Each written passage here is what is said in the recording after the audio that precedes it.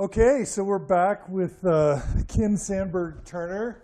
This is John DeLynn. We're now at part 3 of our interview with Kim, and we've talked about her wonderful Mormon life, meeting Terry, their time in Bolivia. We've talked about raising their kids in the church, and that was a beautiful sort of part 1, how much the church meant to them, how much it was about love and acceptance. And then we talked about how it all unraveled, starting with Josh, her son coming out as gay, and then having other kids struggle at various points in the journey, and then her own deep dive, along with Terry's, into the truth claims of the church and the history and the essays. And I think there were a few other things you wanted to say kind of about that unraveling. Mm-hmm. So why don't we start there? And then what we're going to move to is what comes after and how she and Terry have built a life after the church. And is there happiness and joy Yes, there is. after leaving the church? Well, no, we don't know. Stay tuned. Super duper happiness. Don't steal the thunder. You have to wait and see if there's happiness and joy. So Kim, tell us a few things that were important to you about deciding that it wasn't true. Yeah. There were a few linchpins for you. There's a distinction I kind of wanted to talk about, that when people say, when you left the church, or when did you think the church wasn't true, or things like that, it was never about the church per se, because it was, because I could easily, and at that time I believed that the brethren were erring in things, and I could see where they were leading the church, and things that were being done in the church weren't right, and all of those things. And that was one issue. And I could have a problem with the church, but that doesn't mean that would affect my testimony of Joseph Smith. Because when you talk to me about the church was Joseph Smith. And that experience in the Grove that I had dedicated my whole life to, reinforcing or working the building up of the church that sprang from that experience, right? So when people tell me all the time, well, they've left for social reasons and problems and things like this, I worry inside, because this is not an ordinary church. There's that expectation, or that belief that this amazing thing happened in this place. And until they really figure that out and decide if that happened or didn't happen, they're always going to be wondering. And for me,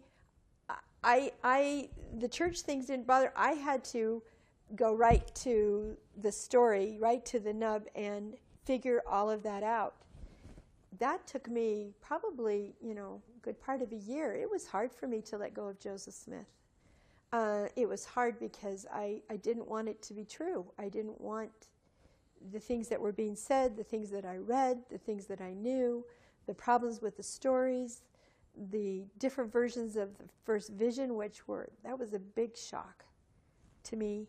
The fact that, was it Joseph Fielding Smith that ripped it out of the original handwriting out of the ledger, put it in the safe for 20 years or 30 years, I don't know how many years, and things like this that I felt were deliberate attempts to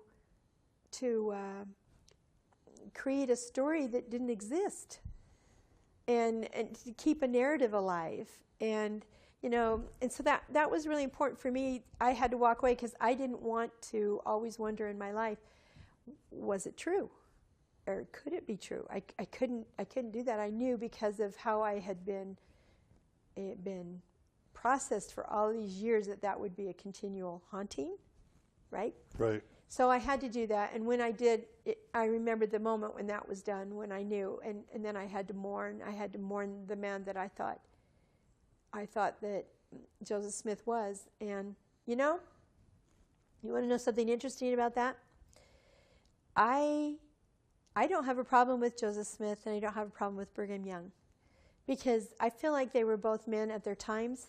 They were doing what they needed to do to survive, to feed their families. They came up with ideas. I don't think he had any idea that this would happen, that this church would spring up in the desert in isolation, and that he would become what he has become to millions of members.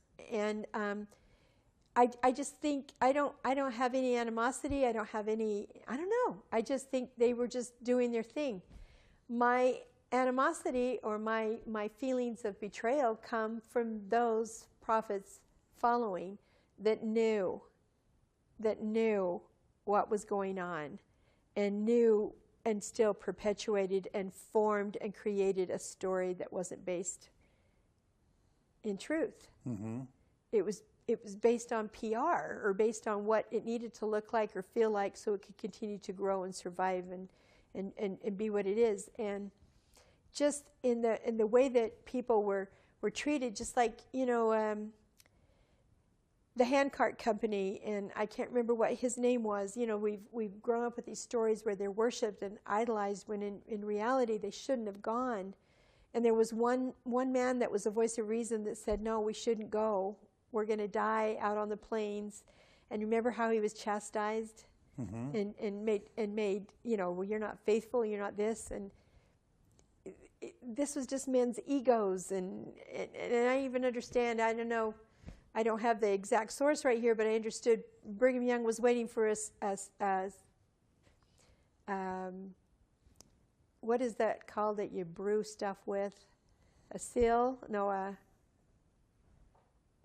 that you brew stuff with. That you brew alcohol with and all that kind of like stuff. A still. A still, that's the word. That's the word. You know what I mean? So when you start getting into it and you hear the other stories, you're just going, okay. Then I also had something that I had to do through the process, and that was, a lot of people said to me, but Kim, what about your spiritual experiences? What about your feelings? What about the way you felt?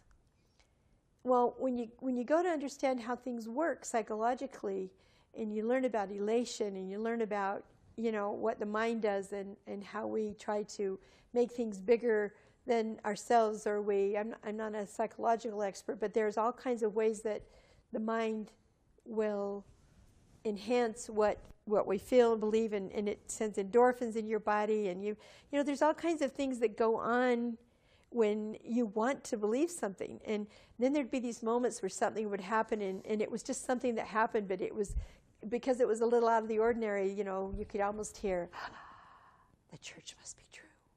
The church must be true. Because of this, the church must be true. And I had to go through some of my experiences and really think about them, and really realize how it all worked. And I was able to do that successfully. And then the second thing was that of revelation. I've always believed that our church was messy because it was a green church, and we had revelation, and we were always constantly in communication with God and things like that. And when I did the research on revelation, there weren't any. To my mind, weren't any what? There weren't any revelations. When polygamy ended, it was because we Declaration. Yeah, the Declaration. That wasn't political. Wasn't a revelation. Blacks in the priesthood was not a revelation. In fact, David O. McKay said, "Hey, we really should do this right now, but the members aren't ready for it," and let it go, because it was societal. It was something, well, then there's what, and I want to say, well, what would have happened if we would have done it? Wouldn't that have been a good thing? If he felt like it was a good thing and he had done it, what was he afraid? That he'd lose members of the church? And so was it a money issue rather than a human being issue? And then it was like, at every turn I just see dollar signs, or like a business would run, and how successful a business would be. And I know this sounds like blasphemy, doesn't it? Even to say things, I still have body memories, but it's like I just started seeing different things that like, why did this, and then what was the other, this, and then with the November policy with about the gays and families and children, and Christofferson comes on in that video and tries to do a press conference to patch it up, with this big shock over the weekend, which is interesting because I think it was like Friday. People were buzzing about it, rumor, and I remember hearing members of the church say, no, the church would never do that. That's a terrible thing. It would never happen. And then, was it Saturday when it came out, when you put it? Like that, it was like, all that time, and then by Monday it was like, oh, there must be a reason. God did this for a reason. From this, never do that, to, just the magic switch, and I'm thinking, Stay here. Analyze this. Examine this. You were right the first time. Trust yourself. That was you saying this thing, and then you gave it away to somebody to make a judgment about it, you know? And you see it all the time. I heard someone stand on the stand and say, I didn't want to go and protest Prop 8. I didn't think it was right. I didn't know what to do and stuff. And then somebody said, here, just go do this and you'll be fine. And I was called to go do this, and I did it. And it turned out to be okay. But I wanted to say, trust your first instincts. Your first voice was telling you this wasn't right. This wasn't a good thing to do. But we turn it over. We turn it over, and because we don't think that we have, especially women turn it over easier than men do because we don't have any authority whatsoever. And stuff. And that's another thing. I got tired of speaking 2 languages at church, because if I wanted to, if Sister Turner had a great idea about something, wanted to say something and blah, blah, blah, I know how to say it. You go up to someone and I would say, Brother DeLynn, I had this really great idea, and I think it'd be fabulous, and it'd really help with the members. The missionary work would soar, blah, blah, blah, blah. Well, I'd probably notice about 2 minutes in, your eyes would start to glaze over, and you would, just kind of, you'd listen to me and be really nice and really polite. But inside you'd be thinking, Sister Turner, that's not your bailiwick, and you don't have any authority to say that, and all this, and that's very nice of you to do this. But if I want the idea to be heard, then I learn my second language, and the second language is, Brother DeLynn, I was talking to my husband last night, and I told him this idea, and Terry thought it was fabulous. He said, oh, you've got to mention it to Brother DeLynn, and you tell him that I thought it was a really good idea. And you'll be all over it. You know what I mean? Yeah. And you learn things like that, but see, all of that awareness came so much later as I started, feeling that not being able to be a whole equal person, without having derogatory terms like what are the negative things women are that have comments or out of place, or all of those demeaning terms that women are used to having thrown at them and keep them. They're just meant to keep us in our place, and to keep going is amazing. I remember reading Joanna Brooks's Book of Mormon Girl, and Joanna Brooks, I love Joanna because Joanna was the first woman I'd ever been around where Joanna commands a presence. I don't know what that means. Do you know what? I don't know how to explain this. Where she's like, she does. She's just Joanna, and she doesn't care who you are. I mean, she's very loving. I don't mean like that, but I just mean she's not afraid to say anything, or she doesn't worry if what she's saying is important or not important. She doesn't have any of those things that women go through where they, well, should I say this about, who wants to hear this? Or I don't have the right to say that. I don't have this. She owns it. She owns it, and I have since met many, many women like her that are that, and it's like, and I admire them because you know what? They never saw that.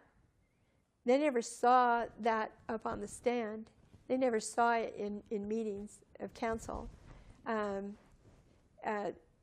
just so many wonderful women. That's homebrew. Yeah. Well, what's interesting is when I well, we'll talk about that after, but because about that part. But I don't know. There were just so many things that at the time and I would counsel with anybody. I would say, this isn't a race. If you're having a hard time or figuring things out, take your time, read it, know it, understand it, and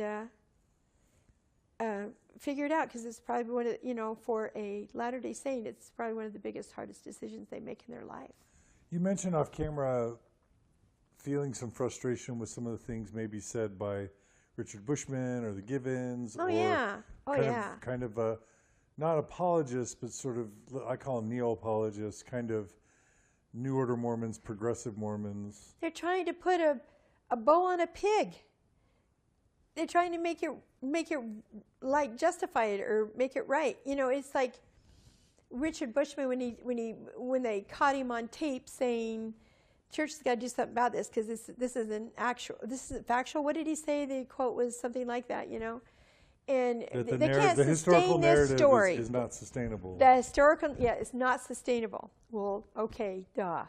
You know, I mean, we're way past that, okay? And then he goes, this is going to cause some problems for some of the older people in the church. And it really bothered me because it's like, why is this going to cause problems? Because you're rationalizing now and going on and making this, what's the thing? You're going to be complicit in inoculating a new generation. And in order to do that, you've got to kind of shift the words and stuff. Only, you know, just like I said, I'm not mad at Joseph and Brigham Young. I'm mad at every prophet from that point that has shifted that story and made it what it needs to be. And you're going to keep doing it. Only now I see it because now we have the web and we have video and we have some way of now people have to have accountability, don't they? They can't say things like that and not have people know about them and see what's going on. And when they talk about, like I'll say to somebody, well, like, did you know about the first vision? And they'll say, oh, yeah, because you know why? Because the church is doing this inoculation thing, and they're saying, yeah, there's problems with the first vision, and they throw the words out. The members pick up the words. We've been talking about this forever. Yeah, We've known and about then this they forever. say, we've been talking about it forever. Yeah, and they say this stuff. So in other words, the church gives them words. Members pick up the words, and then they repeat the words. But you want to say, oh, I know all about the first vision, and I just want to go, do you now? Tell me what you think. But they don't know anything. They just know that there's problems with it, but it's okay because the church is taking care of it. They're doing all the thinking. No, it started with Hugh Nibley. It's like, oh, the Book of Abraham, but Hugh Nibley's really smart. He's an Egyptologist. We knew about I don't have that. to worry about that. Church knew about that in the 60s. Yeah, right. The 60s. But I'm just saying that technique is not new. Yeah. You pick a really smart person and say they know it all and they still believe, and then the average member is going to be, that's fine. These are not the droids you're looking for, and they just kind of move on. Well, how's it working for you? It's doing pretty good because it keeps people there. And people, I think it's because in many ways That's why they keep doing it. The church meets many fundamental needs of many people. Yes. So why would they want to consider your way? Because it's scary and dark. But if you are given your life, my husband was never home raising my kids. I raised our kids because he was in meetings or sitting on the stand or doing something which at the time we were thrilled to do, but there were times when it was really hard. I had 3 kids under 3, and I would have loved having him around more, but yet I believed in what he was doing, and I supported him, and we did this thing, but you kind of find out when you get the other end of it and start dissecting it, it really isn't a church about families.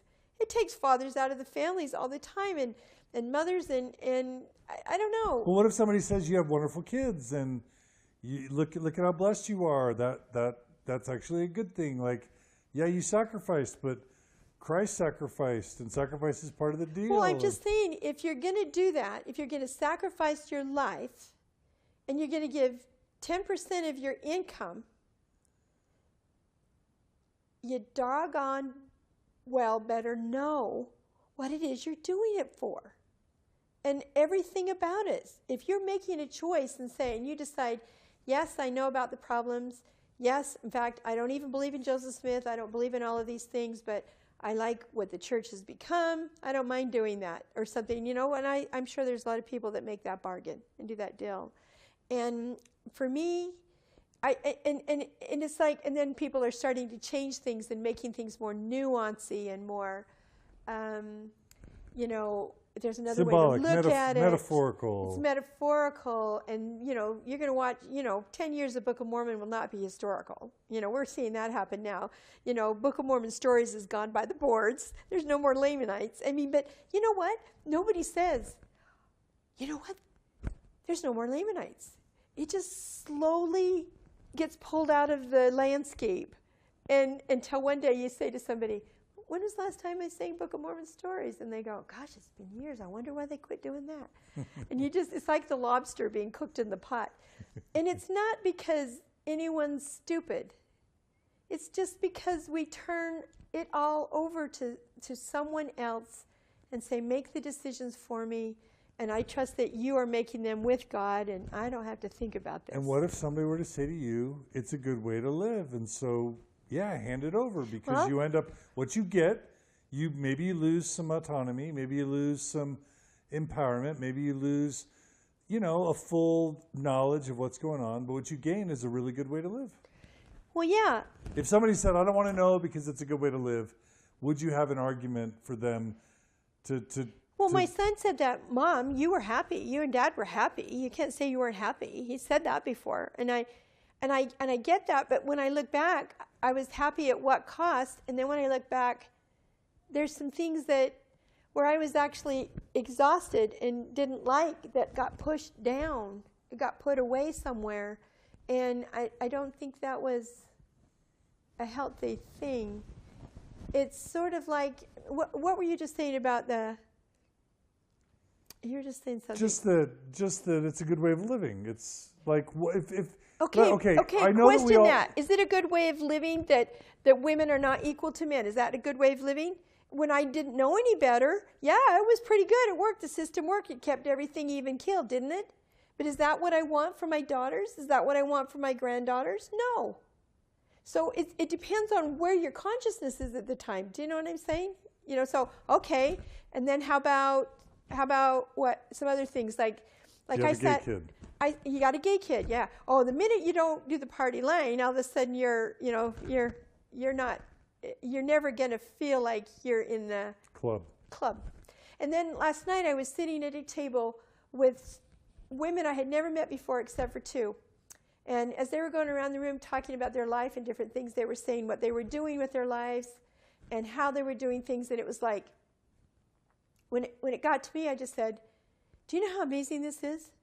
I said, if I would have sat around at a table with my peers when I was your age and talked about working a job or doing something with a nonprofit or taking meals in, part-time with doing things like this, it just wouldn't have been said. It wouldn't have been done because your role was clearly defined for you, and that was your role, and that's what you had to do.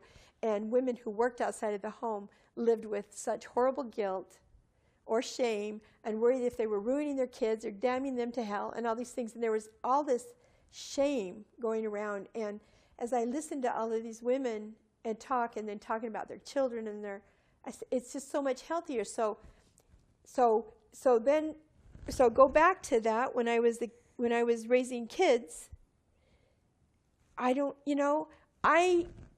leaked out everywhere. I had to do something. I've been a florist, a decorator. I've worn so many hats because I had all this part that was Kim, that wasn't Terry's wife and wasn't my kid's mother, that wanted some kind of expression. But yet, I believed what the prophet said about being home with my children and taking care of my children. And I did love that. I did. But where would I be today if I would have still done that, but maybe went to school and got the degree I always wanted to do? Always. And you know what was really baffling about that? Is because they were always saying to stay home and raise the kids and do all this kind of stuff. And your husband was always gone and serving and doing things, and there was just these roles. So that life became something to endure. That's gone. Life is like magnificent. It's not something to endure or to get through or to struggle with or to all these things. And it's like, oh my gosh, that feeling that you're working for the cause keeps you working for the cause. And meanwhile, if you took 5 minutes and stopped, you'd go, this is really hard on me. This is really hard on us. I would do something different if I could do something different. And so when you say, well, you were happy, yeah, I was happy because I was obedient and I was doing what I was getting A's for what I was doing. But I wonder what I'd be like now if I was able to do these other things. If you know what I mean? So it's like the Truman Show. It's like, Truman was happy in his world until he realized the world was fake, and then he's like, no, if I want what's real, not what's happy but fake. You know what I mean? So I mean that's the argument. I think that. That people deserve a chance to live in reality Right. and then make their own decisions with the full information. Right. Right. Right. Sorry, and that's why I think people should be able to choose. That's why the facts aren't scary to me. Because I don't know. Somebody said, "Well, what if they had told you all those things and you blah blah blah? Would you stay or would you do whatever?" But I don't know that I would, because I was there because I believed this miraculous thing happened. I don't know why, but that was like that answer to that. It's one, we've had a lot of people who were, millennials, who were 20-somethings, 30-somethings, even 40-somethings. I think what's different about your and Terry's journey that's unique is that you're going through a faith crisis as grandparents. Like even at the end of your life. Yeah, even the Hackings. Well, maybe they've got a couple little kids, but not. Anyway, so let's talk about that. So what's it like, you and Terry? It's early to mid 2014, and you've just decided we're done. What's it like to be staring whatever remaining years you have in the face, saying, "What do we do now?" You got kids and grandkids still in the church, a bunch that are out. You've invested all this time and money in something that turned out to not be true. What was that like? How did you rebuild? Where did you start? Well, was it hard at first? The hardest part in the beginning were the losses of family and friends. My dearest friends for 50 years. I knew that relationship would now limp along. I knew that I broke my sister's heart. And I don't know if that will ever be the same. I was the one that brought the gospel to my little brother. And he wrote me a note. And he said, "Tell me, Kim, about what you're going through. Don't you remember this? Don't you remember this?" It was lovely. It was not judgmental. It was, "Have you forgotten this? Let me remind you about this and this." And he told me he loved me, but he wanted to know why. I still have the letter. It's been, a couple of years now in my drafts. Because as I started to write the letter to him to tell him why, I didn't want to tell him, because I don't want to say something that could harm him. But the other thing is I don't want to hurt him. I've been on that other side. It's true. It's true hurt. I know the Latter-day Saints hurt and have pain about members that leave or go astray, or they lose their kids. It's real. I understand that. And I knew what I'd be doing to my brother, so that letter still sits there. And my sister was upset that I needed to answer his question, and I just said, I don't want to hurt him. And then the next time I saw him, he was just like my little brother. I have 5 siblings that are incredible. We love each other. I think there's a lot in part why my kids are the way they are. I think they've seen the Sandberg kids, and how they treat each other and love each other. And we're all different. We're all so different. And the church never went between us. It was not a matter of the church. It was a matter of we love each other no matter what. But so with Court, he was like kind to me when he saw me, and he didn't act any different. So I went, "Oh, good, I'm not going to send the letter." He's okay with me. He's okay, And then, months go by, and I've never seen him change anything. But I know that he's brokenhearted. I know that he is, and I've pictured myself sitting down and talking. He's my little brother. We're 15 years apart, and I adore him. I've always been his big sister. I was the one in the family that kept everybody together, the glue, I was the Mormon influence. I was the one that taught him how to pray. I was the one that taught him how to have a spiritual experience when he asked. And he joined the church when he was 19, 20. And he's still active in the church. So you feel what? I felt huge pain at that because we'd gone through our whole life with all of us at different levels, some active, some not all this, and had never had a problem. But my siblings had never sustained one of us like leaving the church. It was like it would be a new thing, you know. And even my brother that's never been active, it just cracks me up. My brother Kyle, he says, "Okay, get it out of your system and then get back to church," you know. I'm not going back, Kyle. But anyway, and my other brother, it just blew his mind. He just couldn't believe it because he knew the dedication that we had to the church all of our life. And What else was hard? let me see what else was hard. That was wondering what friends would stick by and what friends wouldn't. Wondering how our children would survive. Wondering how, at the time, if our son-in-law could forgive us and still love us, like we still loved him, and just all those things. That was the hardest part. That by far is the hardest part. You know, going to church or going to meetings or sitting in a class. I never missed any of that. Because Turner's kind of didn't, our life didn't revolve around the ward.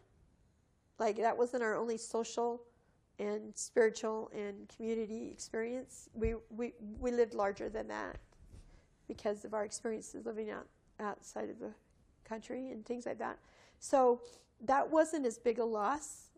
For that thing, that I remember the first time I went back to a chapel for a funeral after we'd been out of the church for a year and a half.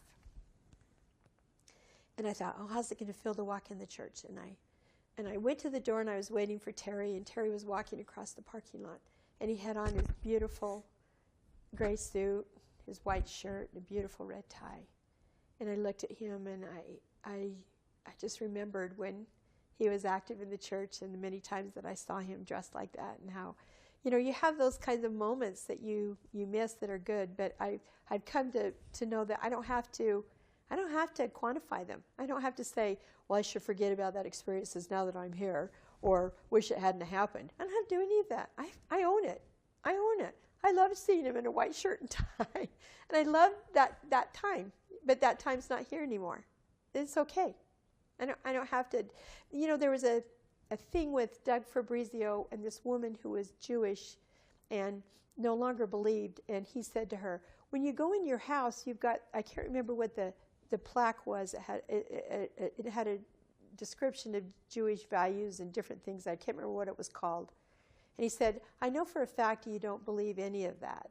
Yet why do you have that when you walk in your home? Why is it it's such a prominent spot in your home? And she said, because I loved my time when I believed in that. And it was a part of my life. Why do I have to cut that out of my life? Why can't I own all the parts of my life? But we live in a world of polarization, don't we? Politics, church, you're either in or out.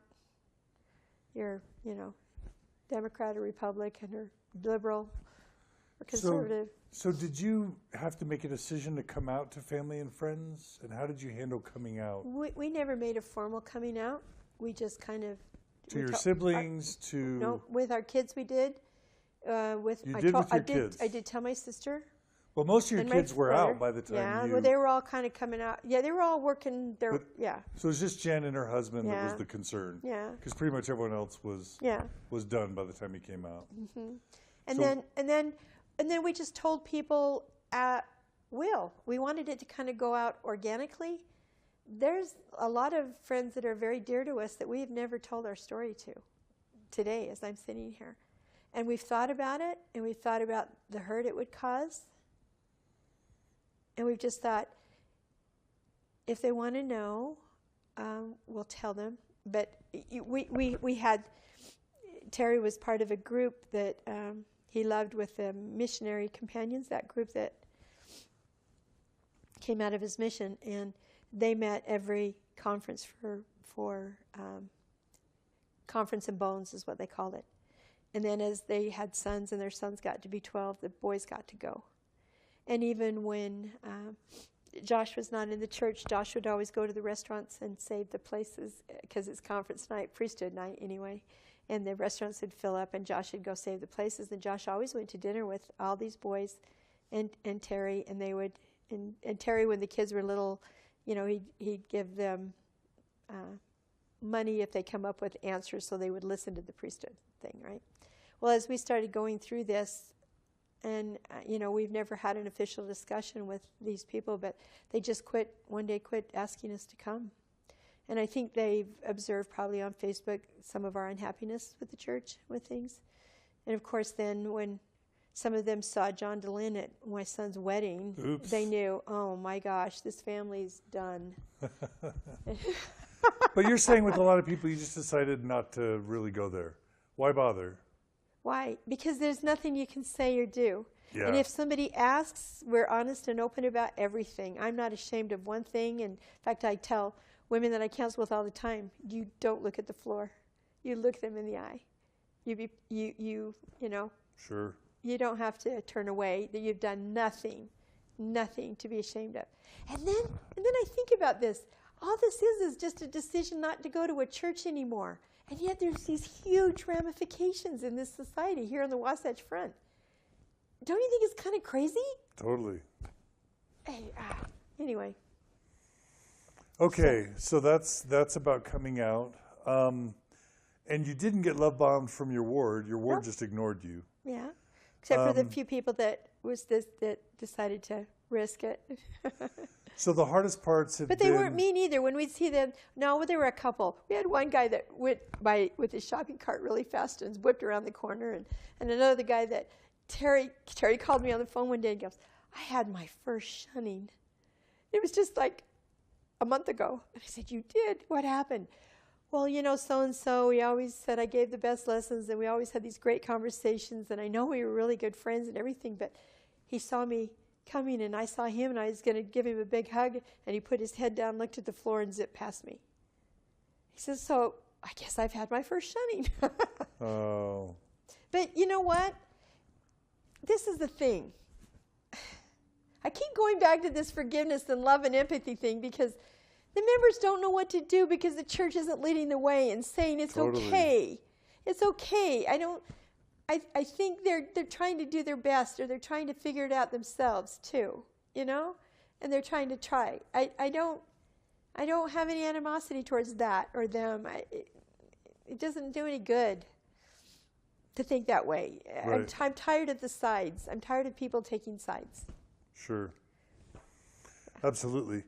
So the any other hardest parts about the transition? It's mourning. You said mourning, worrying about the close relationships.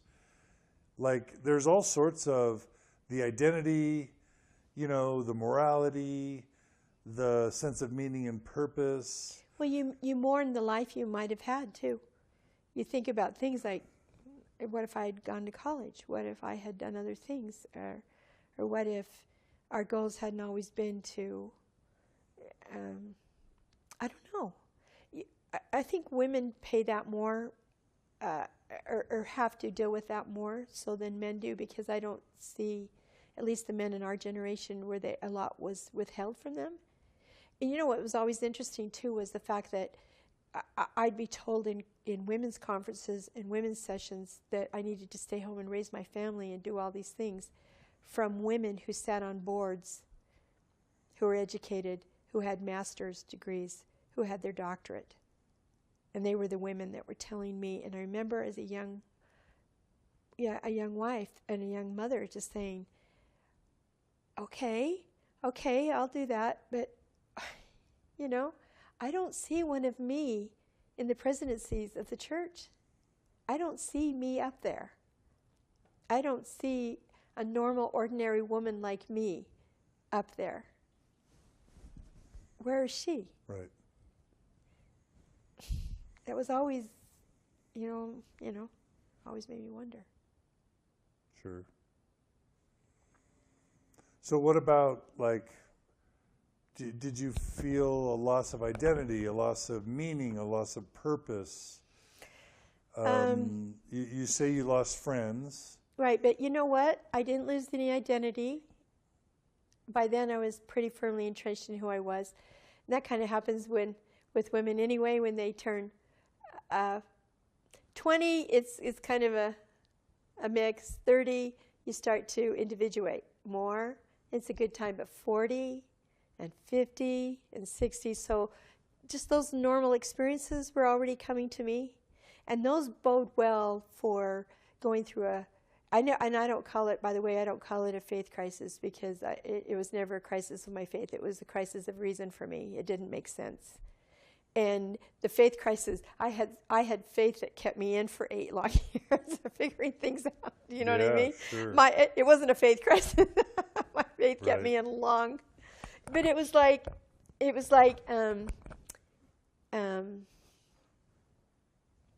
I don't know. It was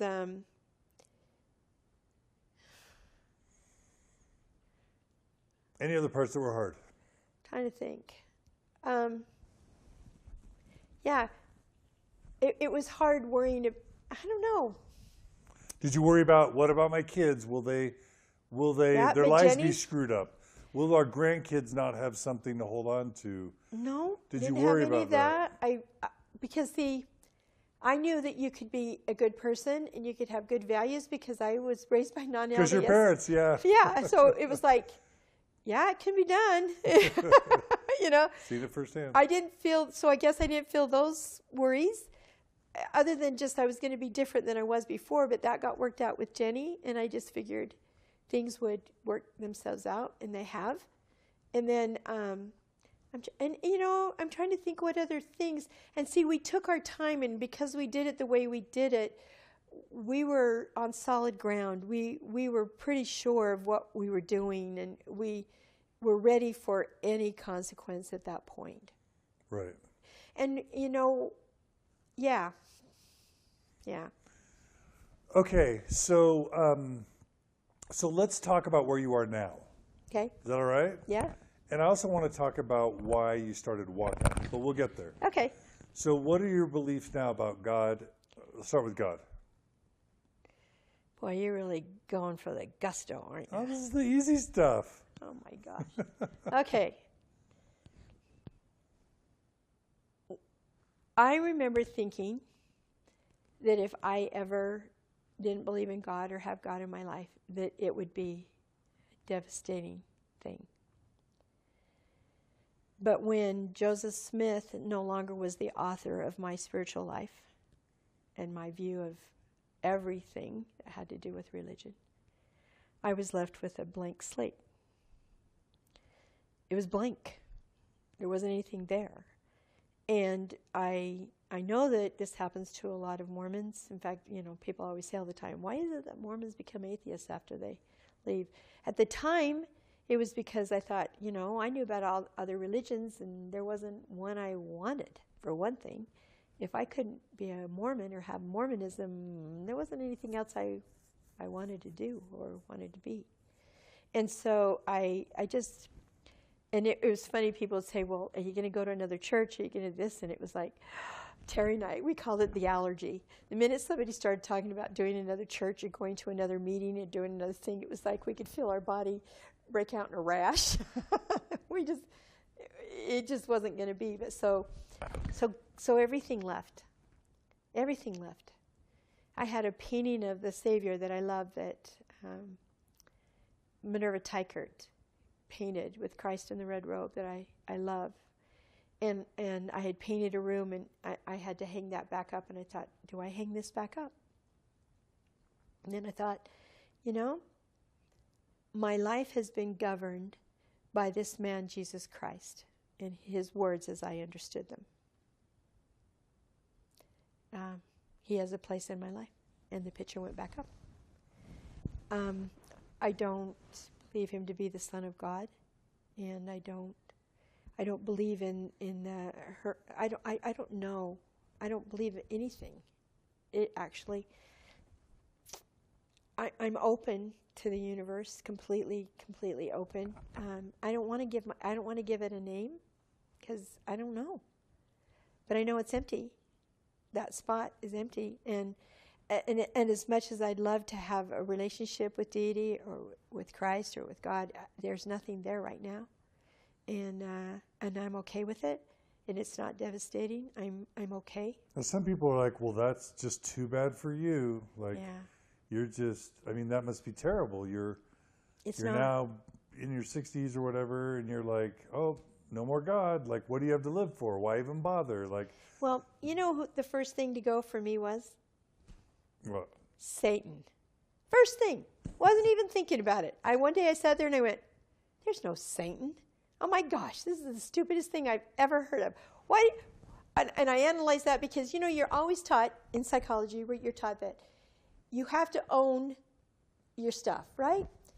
In order to change something, you have to own that it exists, right? You have to say, you know, I have this problem.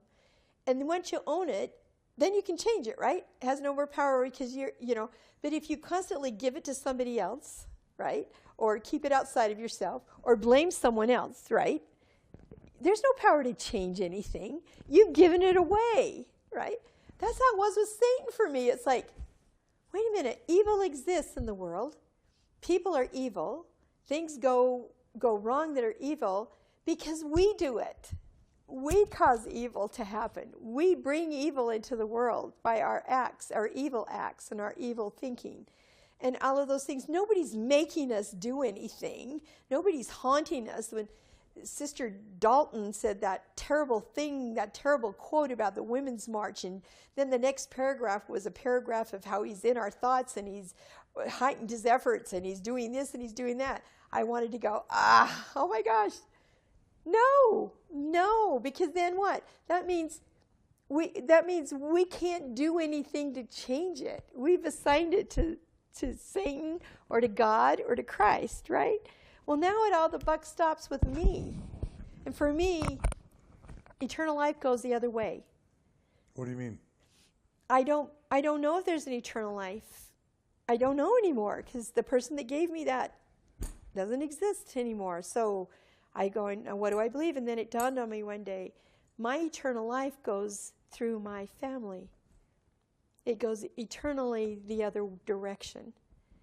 And being 60, or going to be 65 this year, but when I turned 60, I remember thinking,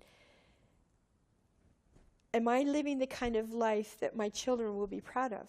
When I die, those are the people I want to impress or to have served and to have loved and to have value from my life. Not some imaginary place or thing or person. And I thought, will my grandchildren, will my life be important to them? Am I doing important things so they can say, my grandma did this, my nana did this, my nana did that? You know, when I went up to the Women's March up here at the Capitol building, and I took my granddaughters, you know, I was thinking, I don't need to be there, myself, but I think it was important that they saw their Nana there and fighting for things that she thinks are not right. You know, it's like when women were complaining about, why do women have to march, and why do they have to complain about the world and fight about this, and you don't even know what they're marching for and all this stuff. And I'm thinking, they're sitting. And one woman said, yeah, if I want to change something, I just change it. I just make my life better and everything. And I just wanted to say, in all of your ignorant white privilege, sitting here, do you know the reason why you can go and fix your life and do what you need to do and have the things that you do? Because you are standing on the shoulders of, guess what? Unladylike women. Women who behaved unladylike and gave us the vote, gave us the right to have credit, gave us the right.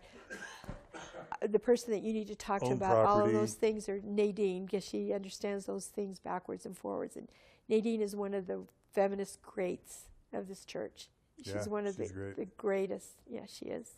So when somebody says, what a sad, meaningless life to not have a God and a Christ and a heaven to sort of like hang your hat on, what do you say to that? Well, I say, oh my gosh, I just got all my power back to make my life better, to take care. I mean, that's not scary to me. It's like. But what if they say life's too painful? Like if there's not an afterlife. You're talking to a perpetual optimist here, so that has a little bit to do. Because some people say life's too painful. If there's not an afterlife, I don't want to live it. Well, because they've been conditioned to think that life is painful.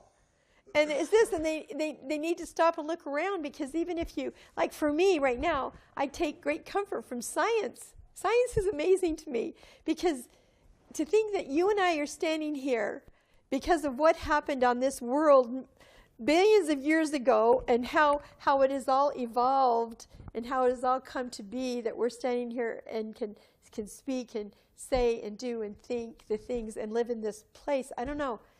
It's pretty amazing to me.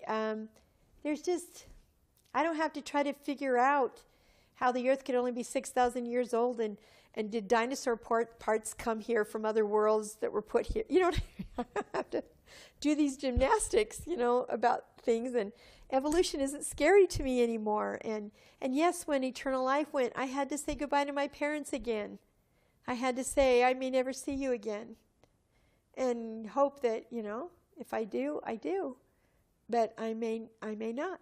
And I don't know why it's not scary to me, John, because if you had asked me that 10 years ago, I probably would have just broke out in a cold sweat and said, I hope that never happens. But I don't know. It's, I feel like I'm still here. I'm still open. I love listening to people talk. I'm not into things. I'm not searching for anything. I'm not searching. That's the other thing.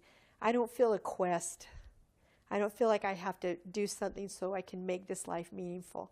I think the meaning comes every day in how I treat people, how I perceive a need, how I treat my children, how I love my husband, how I, serve people, and I don't know.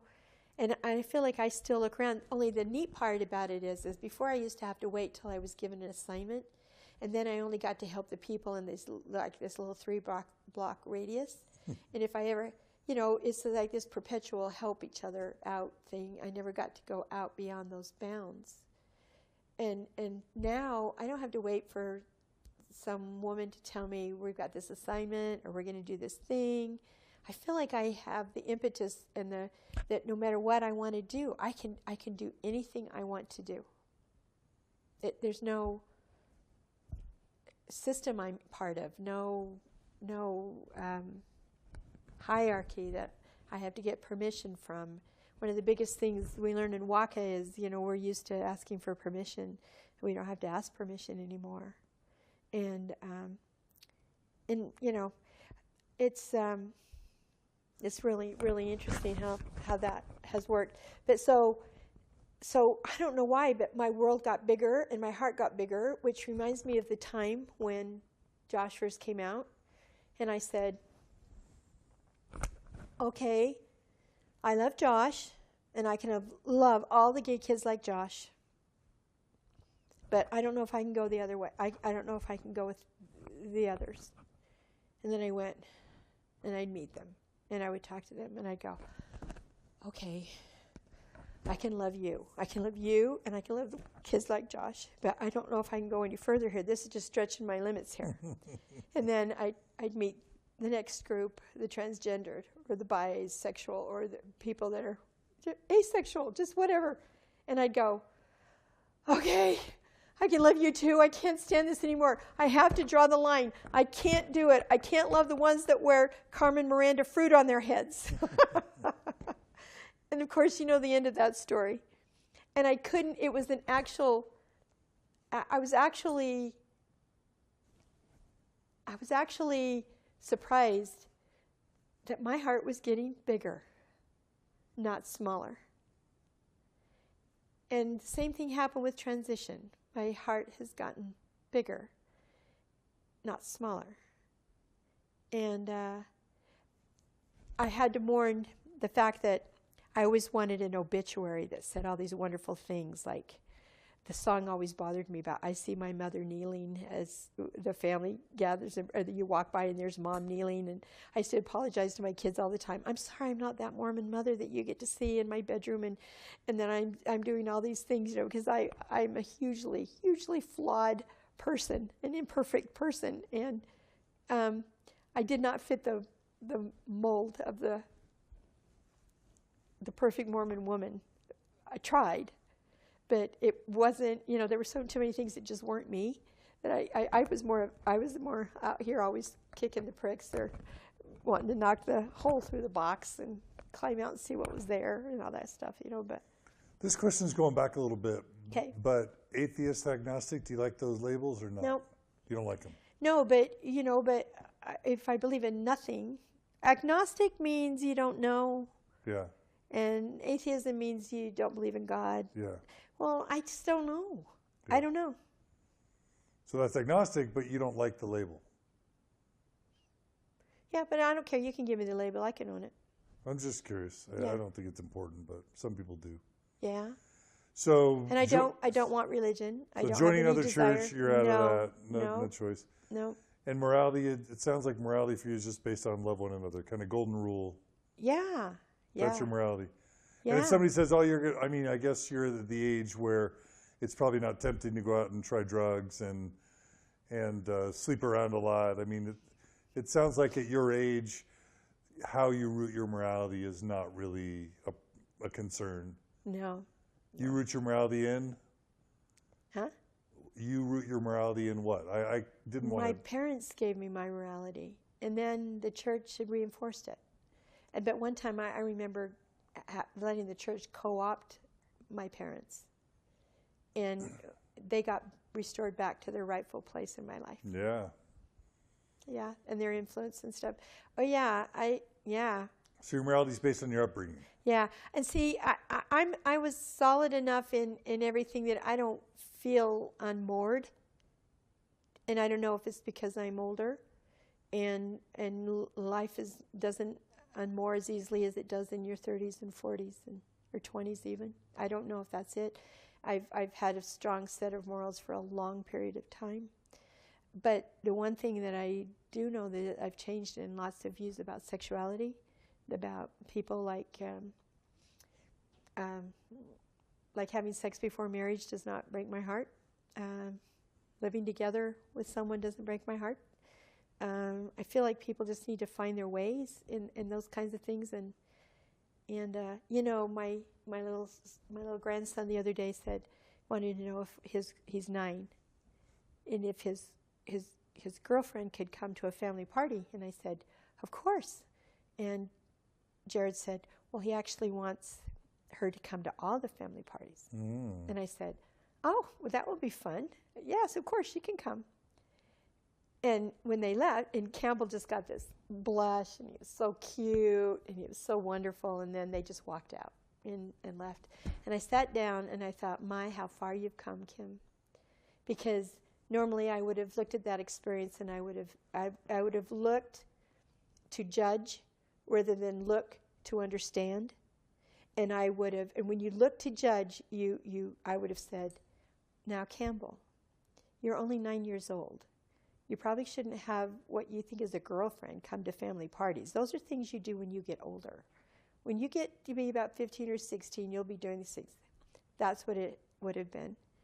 But instead, I looked to understand, and I saw a child that's going through a normal crush, or normal first bloom, first experiences with, having a little crush with someone. Do you know what I mean? And I didn't shoot it. So in those ways, lots of those things have changed. Okay. So the sting of death for you, your own death and other people's death, and seeing all your family again after you live, what have you done with that? Well, I went and sat on my parents' grave. Terry and I are going to be cremated because we have never really gone to our parents' graves or things like that, because when we were Mormons, we believed they weren't there anyway, and it was just a grave to hold a body. But now I decided one day, I went and sat down on my parents' graves, and I remember the grass and the mountain right there, and looking at the mountain and hill, and I said, okay, Mom and Dad, I'm here. I don't know what I believe. I don't think there's life after death. I think you're gone, and I don't think I'll ever see you again. Let me know. I'm sitting here. I'm open. Let me feel something. Are you here? Are you there? And had this conversation, and I sat there, and I sat there. And the thing that was pretty cool about it was they weren't there. There was nothing there. There was nothing there. And I wasn't sad.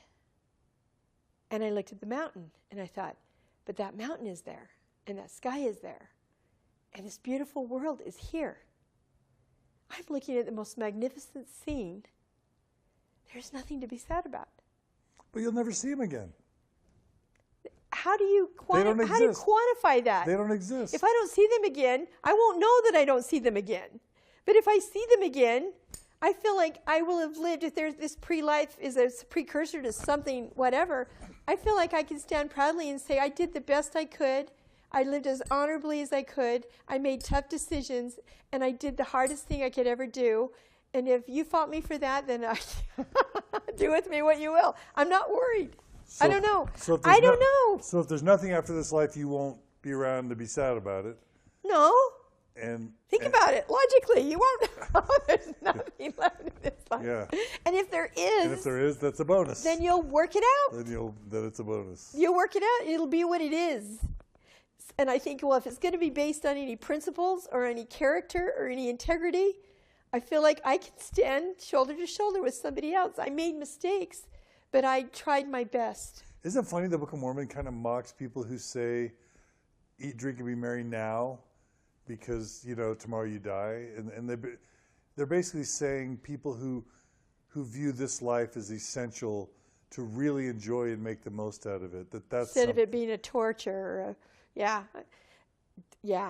See, don't you think that's a gift? I get the Ward releases. I used to, because I asked not to get it anymore, but I used to get the Ward newsletter, the Really Exciting newsletter.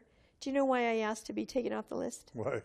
Because every time I'd read it, it would say, now we know that you sisters have had a long, hard week, and that this life is hard, and we need to do this. It was some kind of language like that every time.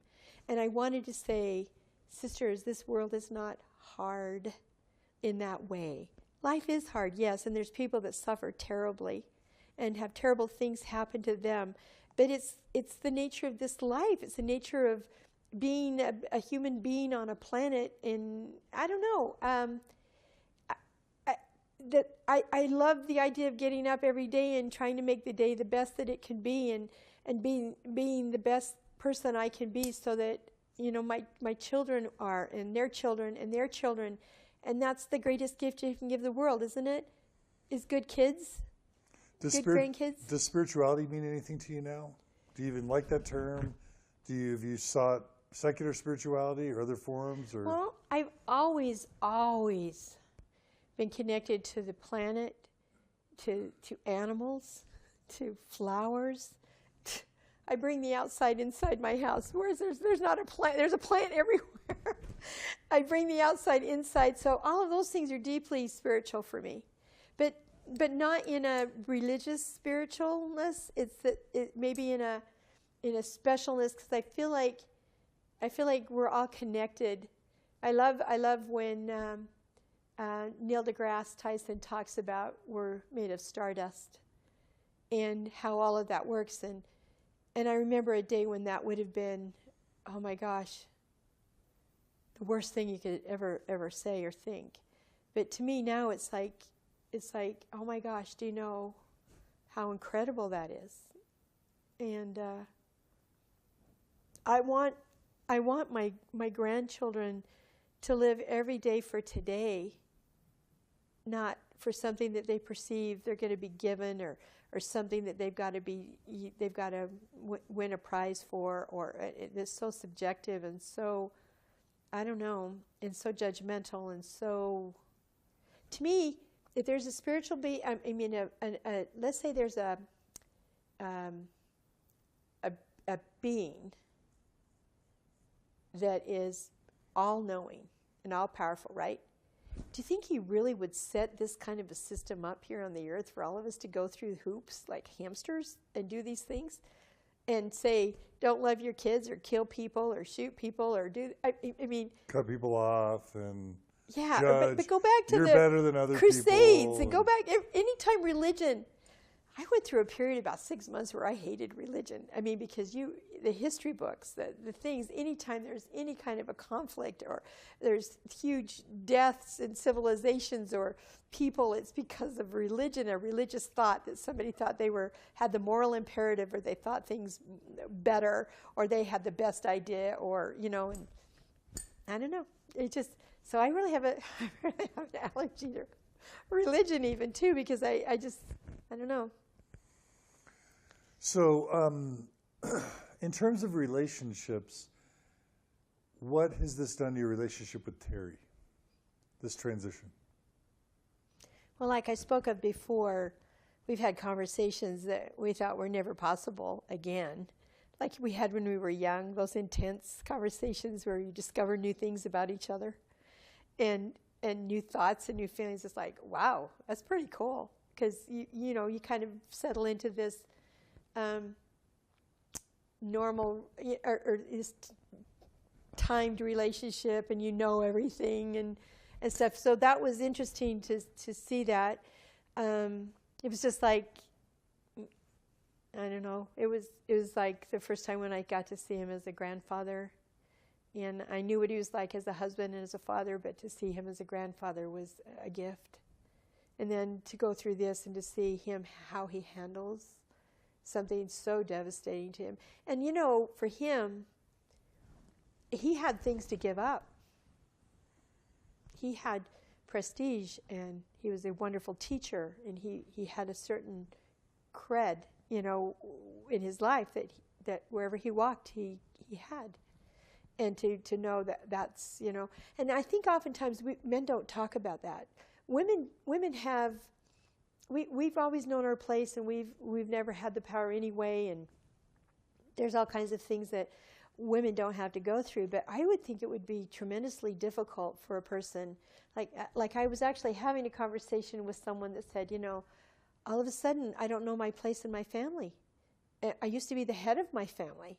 Now I'm in partnership, and the wife is thrilled because for the first time she's more empowered, but that feels scary to this person who was used to having that job, and so you can't blame them. There's and there's little done to for men to. I don't know if it's even possible if men do those things, process those things, or talk, or really say those things, to each other. But I think they kind of need to, but because there is, I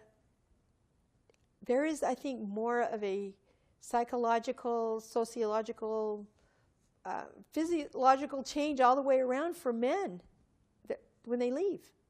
I do. I think it's hard. And women, I don't know. So overall, stronger relationship with Terry? Yeah. Oh, yeah. And it strengthened your marriage? Yeah, it did. Okay. It just kind of, and I'm so glad when another big issue hits us that we were on the same page. Right. What about with your kids? Stronger, better relationship? Oh, so much better. It sounds like you had a good one before. We've always had a good one, but what's been kind of fun is, I feel very uncomfortable talking about my children, about their own private things, but I've watched a couple of them, I'll just be general, become more who they always wanted to be. They have permission now to do certain things. And I think it's been hard because even though you know something psychologically, I think it's hard for kids to see their parents drink for the first time. Or I think there's all those kinds of issues. It was hard for me the first time too, because even seeing my husband drink, because it was like, that comes loaded. You get loaded in Mormonism, and then if you have any family issues with alcoholism or any of those things, that's a loaded issue. And the one thing that was really good about it was, gosh, when we lived the Word of Wisdom with our family, I never had to worry about any of my children having an alcohol problem. And I've got a family, Terry has a family with alcoholism. So all of a sudden, that's removed. That artificial thing is removed, and you go, oh my gosh, is me doing this thing going to bring something into my family But see, those are the things, that's a thing. is there's an enmeshment that goes on, that you're taught that you're responsible for everyone and everything. And so you have to say to yourself, you have to separate yourself from that and say, you're not going to be responsible if something like that happens. It's still our choices. It's not, that wasn't your choice. And bad things happen to members and members' kids, right? So, I mean, it's fallacious It's just like people that, have children that threaten to commit suicide, and they are vigilant because if they look away at one moment and if they take their life, they live the rest of their life knowing that they didn't, and you can't live that way. Can't live that way. So I had to make peace with that my kids are adults. They're kind, they're good, they're wise, they'll make good decisions. But I still remember those were some of the things in the early days that were going, am I bringing something into my family that could hurt us, And then I remember with JC, there's something that JC said to me that I remember I was just so upset inside about her leaving, and I couldn't put my finger on it, why I was so worried about it and why and everything, because I really did understand it, and I knew it from the framework of what we were all going through. But when one day she's sitting next to me and she puts her hand on my arm right here, and she touched my arm and she said, "Mom, I'm not going anywhere. I still love you." And I remember that went inside somewhere and just took it all away. And I realized that my being upset with her or worried about what she was going through had more to do with worrying about losing her. You know what they say, underneath anger is fear, and once she said that to me, I thought, Kim, let this all go then. She's not going away. Your job now is to love her wholly and completely and unconditionally, like you always have. And then I have two questions I ask myself. The first thing is, whenever my kids do something crazy and or life happens, it's really crazy, I say, okay, is it going to kill you? And I'll think about it. No. Like I think, what's the worst thing? Well, what if one of my kids gets married 5 times? Or what if one of my kids, goes and lives on a nudist ranch? Or what if they do something wild like this? Is it going to kill me? Nope. But someone said that's a low bar. Like, nope. Let me ask you a question. Do you have confidence?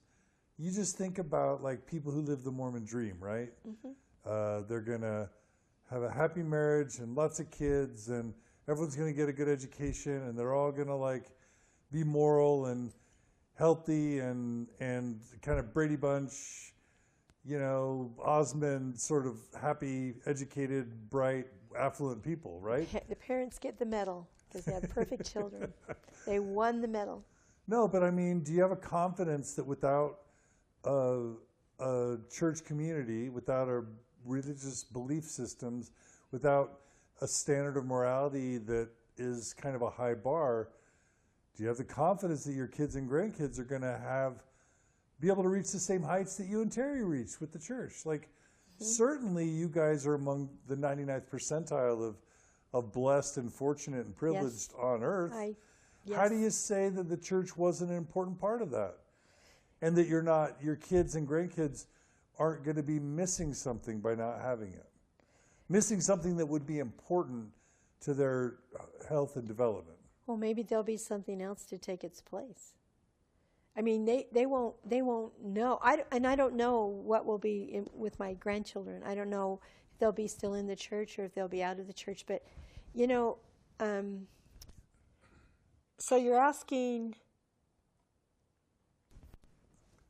how do you know you're not trading down for your children and grandchildren? Yeah, I'm trying. But I guess part of the answer to that is they left first. Yeah, well, so many of them left first. It's not like they had a choice. But right? And you know what else is the thing is kind of when you buy a red car and you drive around and you see all the red cars. Well, it's the same way. Like when you've left something you thought made you happy and was what you needed. Then you go out and you find out all these other things, and all of a sudden you see red cars everywhere that you never saw before. There's other ways to be happy. There's other ways to help along the way. there's other groups and activities and things that you can do. But this is one thing that I do understand, and it's propelled me, and that is that human beings need community. I think we do better, just like the animal kingdom. You don't see one deer out there in the forest running around, they're in herds or in packs, or human beings are the same way. We need each other. We need to hear our stories. We need to feel connected as human beings to each other. So some need it to a greater or lesser degree, and that was one of the things that propelled me to do Waka.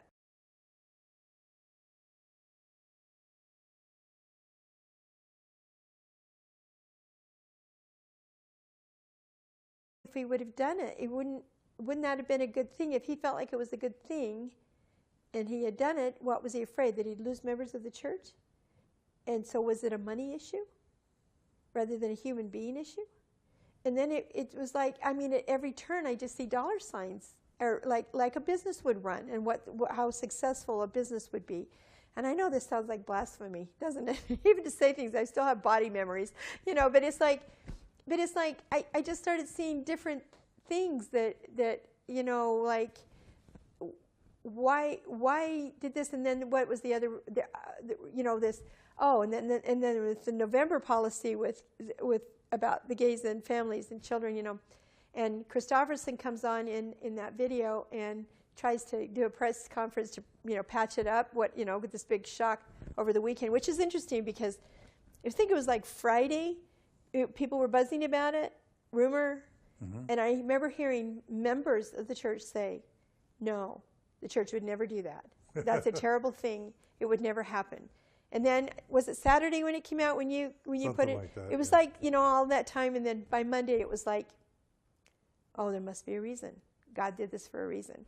From this, never do that, to, just the magic switch, and I'm thinking, stay here. Analyze this. Examine this. You were right the first time.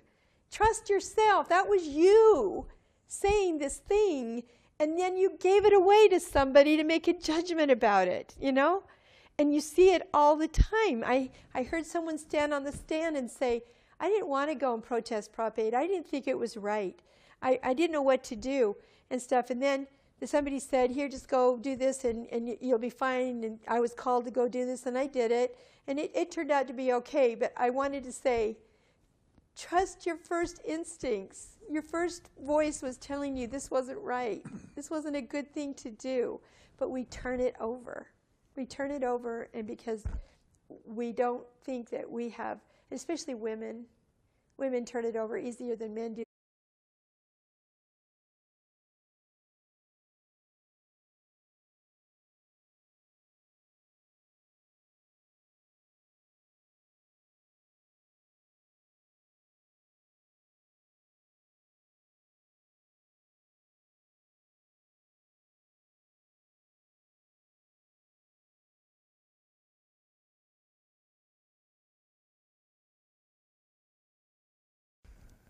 Okay, so we're back with Kim Sandberg Turner.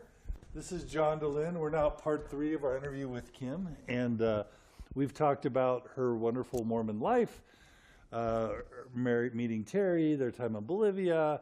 We've talked about raising their kids in the church, and that was a beautiful sort of part 1, how much the church meant to them, how much it was about love and acceptance. And then we talked about how it all unraveled, starting with Josh, her son coming out as gay, and then having other kids struggle at various points in the journey, and then her own deep dive, along with Terry's, into the truth claims of the church and the history and the essays.